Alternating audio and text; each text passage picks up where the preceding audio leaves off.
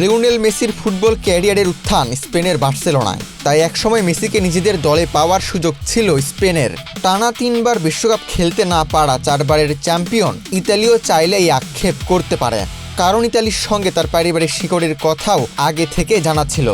এবার নতুন গবেষণায় উঠে এসেছে মেসির সঙ্গে ব্রাজিলেরও একটি পারিবারিক যোগসূত্র রয়েছে।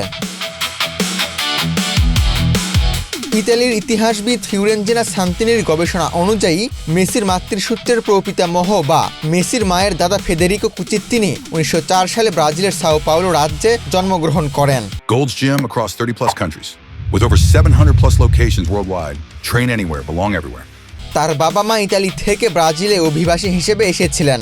সে সময় সরকারি নথিতে পরিবারের পদবি কোচেত্তিনি পরিবর্তিত হয়ে কুচিত্তিনি হয়।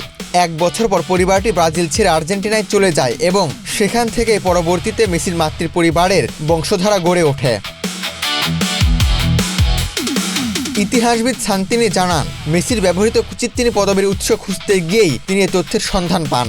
2019 সাল থেকে 2022 সাল পর্যন্ত গবেষণার মাধ্যমে তিনি মেসির মাতৃসূত্রের বংশতালিকা সম্পন্ন করেন। এই গবেষণার স্বীকৃতি স্বরূপ 2022 সালে ইতালির সান সেভেরিনো মার্কে শহর মেসিকে সম্মানসূচক নাগরিকত্ব দেয়। নতুন এই তথ্য প্রকাশের পর ব্রাজিলের সামাজিক যোগাযোগ মাধ্যমে শুরু হয়েছে নানা রসিকতা।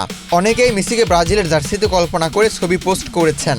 কেউ কেউ মজা করে বলছেন, মেসি যদি ব্রাজিলের হয়ে খেলতেন তাহলে হয়তো 5 বারের বিশ্ব চ্যাম্পিয়নদের আরও অনেক সাফল্যের গল্প লেখা হতো। আবু তালহা, বাংলাদেশ প্রতিদিন।